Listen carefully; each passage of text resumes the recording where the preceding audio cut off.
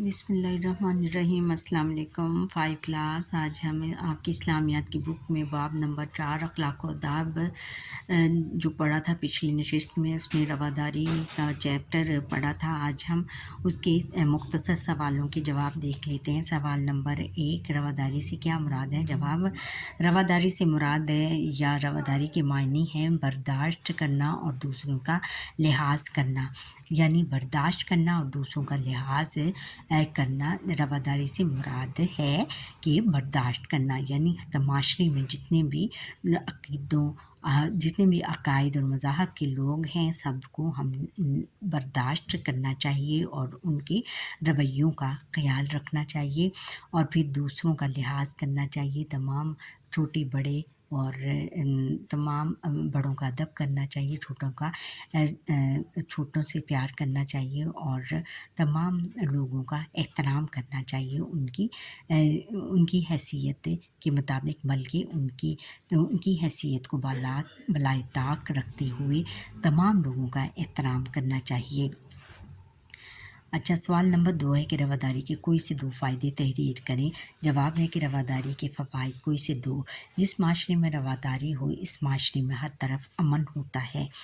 جس بھی معاشرے میں، جس بھی قوم میں، جس بھی ملک میں رواداری ہو، یعنی برداشت کرنا، لوگوں میں برداشت کرنے کی اہلیت ہو یا برداشت کرنے کا مادہ ہو، اس معاشرے میں ہر طرف امن ہوتا ہے، یعنی اس میں امن پیدا ہو جاتا ہے، کیونکہ وہ ایک دوسرے کے رویوں کو برداشت کرتے ہیں، ان کے احساسات، جذبات اور رائے کا بھی احترام کرتے ہیں، اور اس طرح ان میں پورے معاشرے میں امن پیدا ہو جاتا ہے، ایک دوسرے کی رائے اور جذبات کے احترام کا سبق ملتا ہے۔ پھر اگر رواداری ہوگی، رواداری سے ہم کام لیں گے تو بچوں ایک دوسرے کی رائے کا بھی احترام ہو جائے گا، کہ ہم گفتگو کرتے ہوئے دوسرے اگلا بندہ ہے اس کی رائے کا بھی احترام کرنا چاہیے، اس کو بھی قبول کرنا چاہیے، اور جذبات کے احترام کا سبق ملتا ہے۔ پھر ہمیں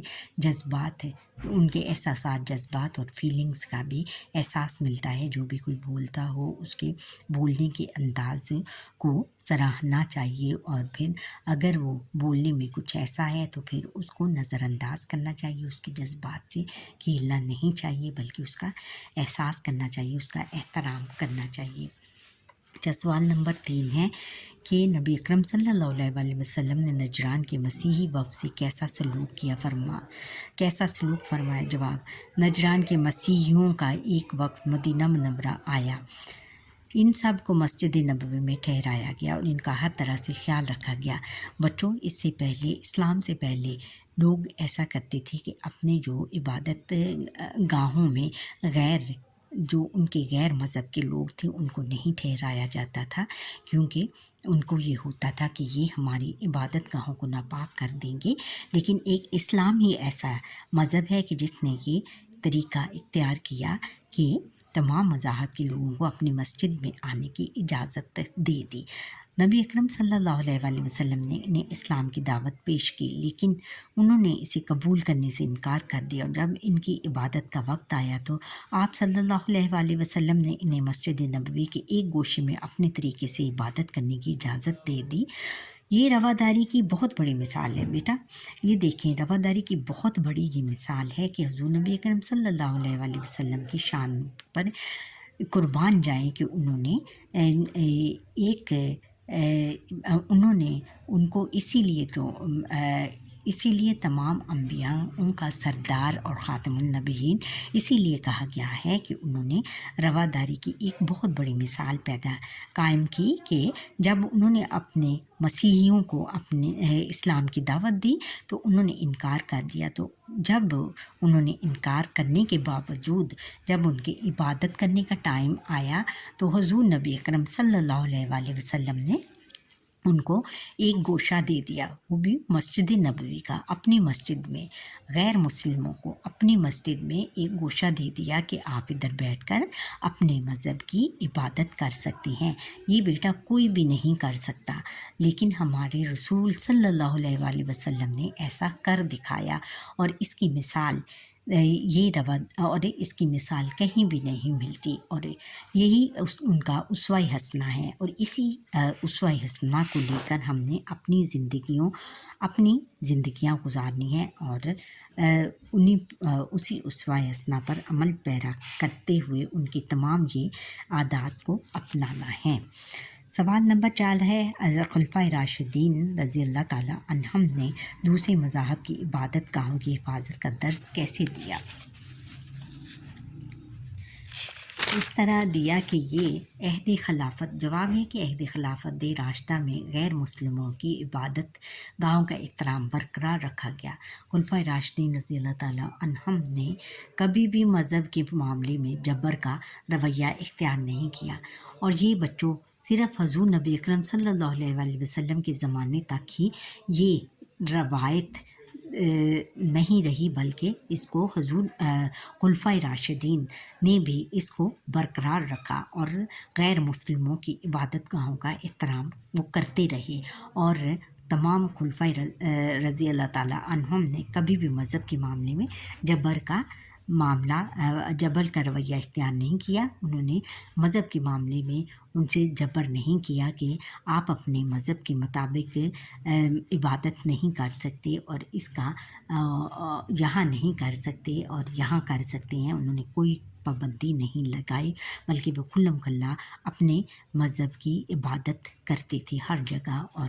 ہر وقت، جب بھی ان کا ٹائم ہوتا تھا۔ اب تفصیلی جواب لکھیں۔ سوال نمبر 1 ہے، قرآن و حدیث کی روشنی میں رواداری کی اہمیت تحریر کریں۔ جواب، دین اسلام میں دوسروں کے مذہبی عقائد، جذبات اور رسم و رواج کا لحاظ رکھنا اور ان کو برداشت کرنا رواداری کہلاتا ہے۔ یہ ہم نے پیچھے پڑھا ہے کہ دین اسلام میں دوسروں کی مذہبی عقائد، جذبات اور رسم و رواج کا لحاظ رکھنا اور ان کو برداشت کرنا رواداری کہلاتا ہے، یعنی ان کی مذہب کے عقائد، جتنے بھی ان کے عقیدے ہیں، اور پھر جذبات، ان کے احساسات، جذبات کا خیال رکھنا، اور ان کی فیلنگز کا خیال رکھنا، اور رسم و رواج کا خیال رکھنا، ان کی جتنی بھی رسم و رواج ہیں پھر ان کا لحاظ رکھنا، ان کو اجازت دینا کہ اپنی رسم و رواج کے مطابق زندگی گزار سکتے ہیں، اور ان کو برداشت کرنا رواداری کہلاتا ہے، اور پھر اس کو برداشت کرنا، اس کو ہم کیا کہیں گے؟ رواداری کہیں گے۔ دنیا میں مختلف عقائد کے لوگ ہیں بچوں، دنیا میں مختلف عقائد اور مذہب کے لوگ ہیں۔ دین اسلام یہ سکھاتا ہے کہ دوسروں کو اپنے عقیدے پر قائم رہنے کا حق دیا جائے، کہ ہمیں دوسرے غیر مسلموں کو اپنے عقائد کے مطابق زندگیاں گزارنے کا حق دیا جائے، دوسرے مذاہب کے لوگوں کے ساتھ رواداری سے پیش آیا جائے، اور ان کے ساتھ برداشت کیا جائے، جو بھی وہ بات کہیں ان کو برداشت کرنا چاہیے، اور ٹھنڈے دماغ سے اس پر ان کا جواب دینا چاہیے۔ پھر ہے کہ اللہ تعالیٰ کا ارشاد ہے کہ لا اکراہ فی الدین، ترجمہ ہے کہ دین اسلام میں زبردستی نہیں ہے، کہ ہمارے دین اسلام میں بیٹا زبردستی بالکل نہیں ہے۔ ہم زبردستی دین کی تبلیغ کر کے لوگوں کو اسلام کی طرح راغب نہیں کر سکتے، بلکہ اپنے جو ہیں رہنے سہنے کے طریقے اور جو روزمرہ کے طور طریقے ہیں ان پر عمل پیرا ہو کر، سنت نبوی کے مطابق عمل پیرا ہو کر ان کو اپنی طرف راغب کر سکتے ہیں، تو تب وہ دین کی طرف راغب ہو جائیں۔ زبردستی نہیں کرنی چاہیے، بلکہ ان کو پیار و محبت کے ساتھ تبلیغ دینی چاہیے۔ فرمان مصطفیٰ صلی اللہ علیہ وآلہ وسلم ہے کہ جس نے کسی غیر مسلم شہری کو ہلاک کیا وہ جنت کی خوشبو نہ سونگھ سکے گا، یعنی حضور نبی اکرم صلی اللہ علیہ وآلہ وسلم نے فرمایا کہ جس نے کسی بھی غیر مسلم کو ہلاک کیا، اس کو قتل کیا، تو اس کو جنت سے جنت میں داخل ہونے کی بالکل اجازت نہیں دی جائے گی، بلکہ اجازت کیا کہ اس کو اس کی خوشبو تک سونگھنے کی بھی اجازت نہیں دی جائے گی، یعنی کہ اتنا بڑا جرم قرار دیا گیا ہے۔ ارشاد ربانی ہے، پھر اسی سلسلے میں ارشاد ربانی ہے، اور جن لوگوں کو یہ مشرک اللہ کے سوا پکارتے ہیں اور ان کو برا نہ کہنا کہ یہ بھی کہیں اللہ کو بے ادبی سے نہ سمجھی میں برا نہ کہہ بیٹھے۔ آپ صلی اللہ علیہ پھر ارشاد ربانی ہے، اللہ تعالیٰ کا ارشاد ہوتا ہے کہ یہ جو مشرک لوگ ہیں جو شرک کرتے ہیں اللہ تعالیٰ کے سوا کسی دوسرے دیوی دیوتاؤں کی عبادت کرتے ہیں، اس کی پوجا کرتے ہیں، تو ان کو برا نہ کہنا، مومنوں سے مخاطب ہو کر کہا ہے کہ ان کو برا نہ کہنا،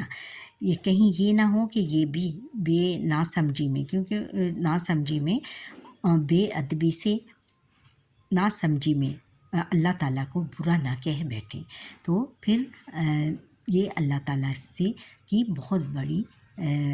ناراضی ہوگی اللہ تعالیٰ کے ساتھ۔ تو اس کا کہنے کا مطلب یہ ہے کہ ان کو یہ پتہ نہیں کہ اللہ تعالیٰ کی قدروں، اللہ تعالیٰ